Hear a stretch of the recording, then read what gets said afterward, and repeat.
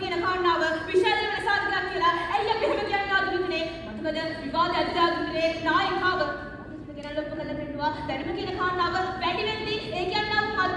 මත්ද්‍රව්‍ය භාවිත කරන්න උත්ප්‍රේරණයක් ඇති වෙනවා කියලා මතකද ගෙනල්ලා පෙන්නුවා ආධුනිකනේ? ඇයි අපි එහෙම කියන්නේ ආධුනිකනේ? ලංකාවේ ජීවත් වෙන පාසල් ශිෂ්‍යාවක් විදිහට ආධුනිකනේ මම දකිනවා මතකද දෙවෙනි විවාදෙට ගෙනල්ලා පෙන්නුවා ආධුනිකනේ? දැන් මේ කියන්නේ ලංකාව ඇතුලේ මත්ද්‍රව්‍ය ප්‍රචාරණය වුණා එක්තරා නූතන ප්‍රවණතාවක් ටොෆී මගින් හරි වේවා ඉතින් එහාට ගිහින් සිරින්ජ මගින් හරි වේවා ආධුනිකනේ ලංකාව ඇතුලේ මත්ද්‍රව්‍ය ටික ප්‍රචාරය වෙනවා මෙතුමන්ලා කියන විදිහට ආධුනිකනේ ඒ කියන්නේ ප්‍රචාරණය අවම කළා පාසල් දරුවන්ගෙන් බේර ගන්න හරි මොකක් හරි කරන්න ආධුනිකනේ අපි කරන්න ඕනේ කියන දැනුම ලබා දීම විතරද ආධුනිකනේ නැහැ ආධුනිකනේ ඇයි අපි කියන්නේ උසස් පාරිකාව විදිහට ආධුනිකනේ මං ටොෆී වලින් මත්ද්‍රව්‍ය කියන මේකක් එන්න පුළුවන් කියලා දැනගත්තට විතරක් වැඩක් වෙන්නේ නැහැ ආධුනිකනේ තාමත් සමාජය ඇතුලේ මේ කියන ටොෆී ටික කියනවා නම් ආධුනිකනේ අරත් ආධුනිකනේ දෙරේ ටොෆී මොකද්ද කැන්ඩස් ටොෆී මොකද්ද කියලා